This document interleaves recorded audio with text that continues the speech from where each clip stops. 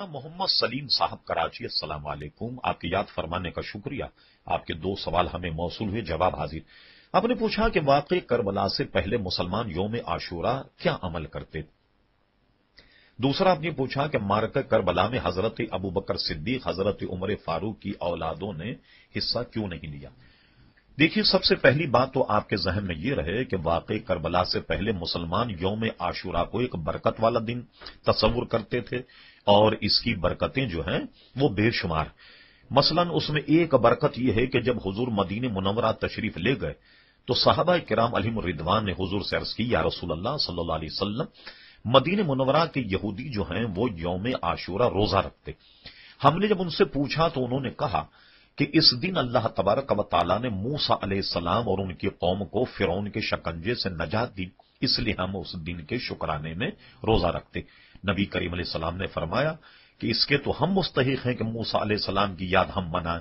साहबा से फरमाया, तुम भी रोजा रखो। साहबा ने भी रोजा रखा। किसी जानिब से किसी साहबी ने यह पूछा, या रसूल अल्लाह सल्लल्लाहु अलैहि वसल्लम, हम भी अगर रोजा रखें, वो भी रोजा रखें, तो उनमें मुमासलत हो जाएगी कि हम भी उन्हीं के मिसल रोजा रखें। हुजूर ने फरमा, तुम उनकी मुखालिफत करो। कहा, वो कैसे। फरमा, तुम 9 मुहर्रम को भी रोजा रखो और 10 मुहर्रम को भी रोजा रखो। तो यूं यौम आशूरा साहबा कराम मनाते थे। यौम आशूरा से मुताल्लिक अगर आप जानना चाहें तो मुहर्रम के बयान में शाह अब्दुल हक मोहद्दी देहलवी रहमतुल्लाह अलैह की अरबी में किताब है मा सबत मिन सुन्ना, उसका आप मुतालिया फरमाई। दूसरा आपने पूछा कि मारके करबला में हजरत अबू बकर सिद्दीक, हजरत उमर फारूक की औलादों ने हिस्सा क्यों नहीं लिया। मोहतरम, यहां भी आपको एक सद गलत फहमी यह है, यह मारका ऐसा नहीं था कि हजरत इमाम हुसैन रज़ी अल्लाह अन्हु ने ऐलान किया हो कि मैं यजीद से जंग करने के लिए जा रहा हूं, चलो कौन कौन मेरे साथ चलेगा। अगर ये ऐसा ऐलान करके जाते तो फिर तो ये बात होती कि किसने साथ दिया और किसने साथ नहीं दिया।